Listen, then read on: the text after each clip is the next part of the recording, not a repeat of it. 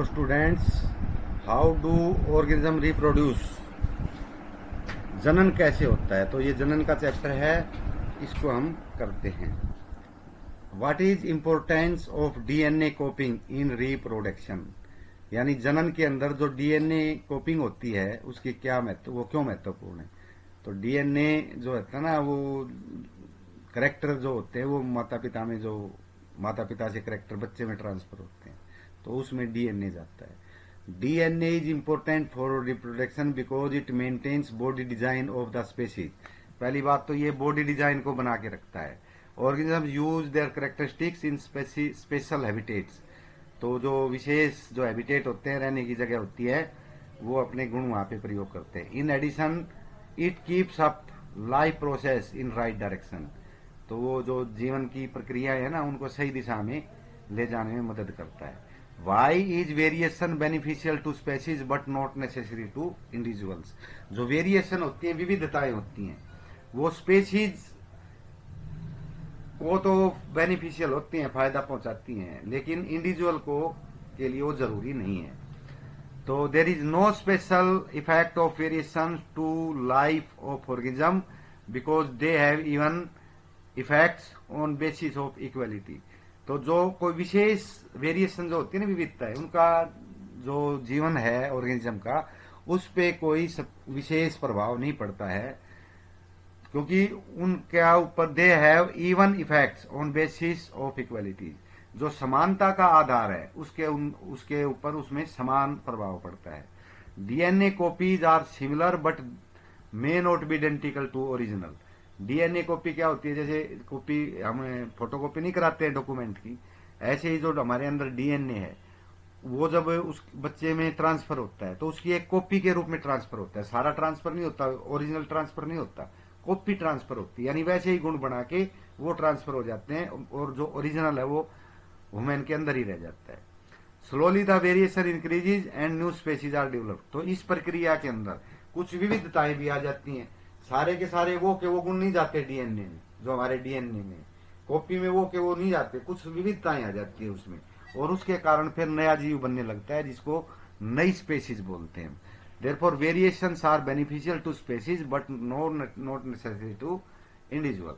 इसलिए जो बेनिफिशरी जो है ना वेरिएशन, वो स्पेसीज के लिए होती हैं, और इंडिविजुअल यानी व्यक्तिगत जरूरी नहीं होती।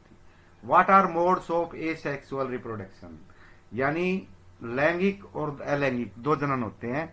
तो जो अलैंगिक जनन होता है, एसेक्सुअल रिप्रोडक्शन, उसके क्या तरीके हैं, यानी उसमें क्या है कि एक ही जीवन वृद्धि करता है, उसमें मेल फीमेल की जरूरत नहीं होती, बीच में से टूट के दो बन जाते हैं, ऐसे रिप्रोडक्शन होता है। पहला है फिशन। इन यूनिसेलुलर ऑर्गेनिज्म, एक कोशीय जीव में reproduction takes place by splitting of parent cell, यानी उसकी जो सेल है, मुख्य सेल, वो दो स्प्लिट हो जाती है दो भागों में, टू और मोर डॉटर सेल्स, तो उनको डॉटर सेल्स बोलते हैं।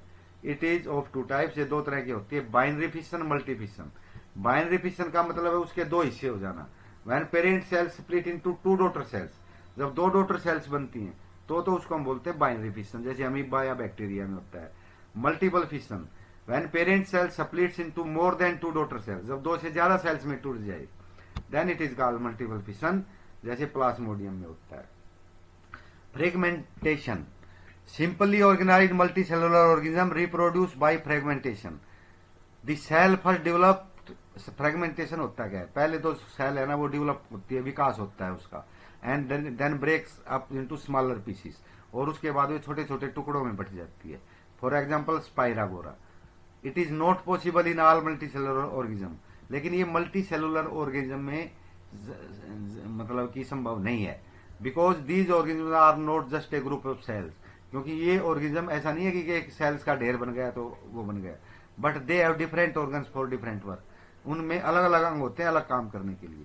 Therefore fragmentation is not possible in multi cellular organism, इसलिए मल्टी सेलुलर में फ्रेगमेंटेशन जो है वो पॉसिबल नहीं है। Regeneration, some of organisms are cut into pieces, कुछ ऑर्गेनिज्म को एक टुकड़े बना देते हैं, then each piece develops into a new organism, और फिर जो अलग पीस है वो एक नए ऑर्गेनिज्म में डेवलप हो जाता है। This process is called regeneration. For example hydra planaria. तो ये रीजनरेशन होता है कि उसको छोटे छोटे टुकड़ों में काट देते हैं और वो पूरा का पूरा जीव अपने आप बन जाता है।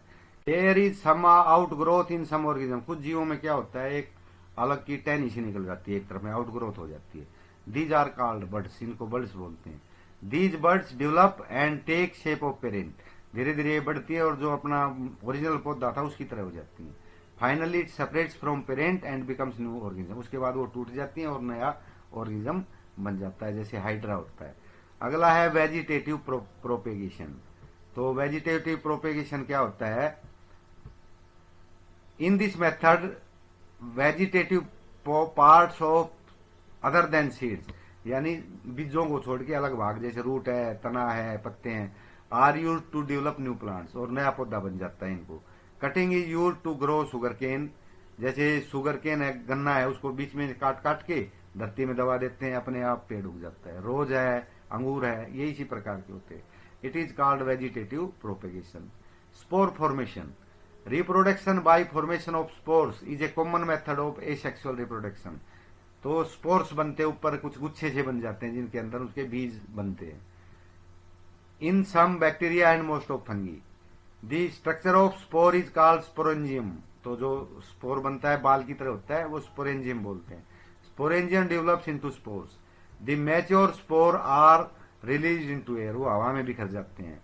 Under favourable condition spores grow into a new plant, जैसे राइजोपस, तो ये नए पौधे बन जाते हैं। फिर what is asexual and asexual reproduction, when a unicellular organism reproduced by splitting of cells, यानी सेल टूट के अलग हो जाना, दो बन जाना, तीन बन जाना, इसको बोलते हैं एसेक्सुअल रिप्रोडक्शन, जैसे अमीबा और bacteria. When multicellular organism reproduce with help of male and female, उसमें मेल और फीमेल दोनों की जरूरत होती है, तब रिप्रोडक्शन होता है। It is called asexual reproduction. For example human. How is an organism benefited in reproduction through spores, तो स्पोर्स के द्वारा बेनिफिट क्या होता है रिप्रोडक्शन में। The spores are in more number, पहली तो बात उसका नंबर ज्यादा होता है। So possibility of survival organisms increases, इसलिए ऑर्गेनिजम्स को सर्वाइव करना इजी हो जाता है, ऑर्गेनिज्म को सर्वाइव करना इजी हो जाता है ऑर्गेनिज्म के लिए। तो ये एक हो जाता है इसमें कि the spores are in more number, क्योंकि ज्यादा संख्या है ना, तो भाई मान लो सारों में से बनेंगे, कुछ फेल हो जाएंगे, कुछ बन जाएंगे, तो ज्यादा संभावना है। Spores are covered by thick walls, दूसरा ये है कि स्पोर्स पे बहुत मोटी परत होती है। So they are secured from odd conditions, इसलिए उन वे सिक्योर हो जाते हैं ऑड कंडीशंस में। यानी अगर कोई ऐसी चीज है ना भाई, आंधी आ गई, तूफान आ गया, तो झटके गिरते नहीं, वो काफी मोटी परत होती है।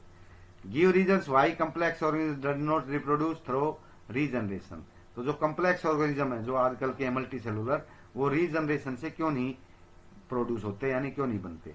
This cell has lost the power of regeneration, पहली बात तो है उसकी जो सेल है वो रीजनरेशन की पावर खो चुकी होती है। Their body is divided into organ and organ system, उनका शरीर अंग और अंग तंत्र में बटा हुआ होता है। And a single cell can't be developed into a organ, और एक सिंगल सेल से ऑर्गन नहीं बन सकता, तो इसलिए नहीं होते। Why some plants are grown by vegetative propagation, कुछ पौधों को हम वेजिटेटिव प्रोपेगेशन से बनाते हैं। It is simple and fast way of growing plant, ये साधारण तरीका और तेजी से पौधे बनते हैं। The parental characters remain secure in this plants, और माता पिता के गुण इसमें बने रहते हैं। This method is useful in growing seedless plants, banana, rose, sugar cane या ग्रेप्स है, जैसे केला है, गुलाब है, शुगर केन है, ये सभी उनकी टहनियां काट के लगा देते हैं।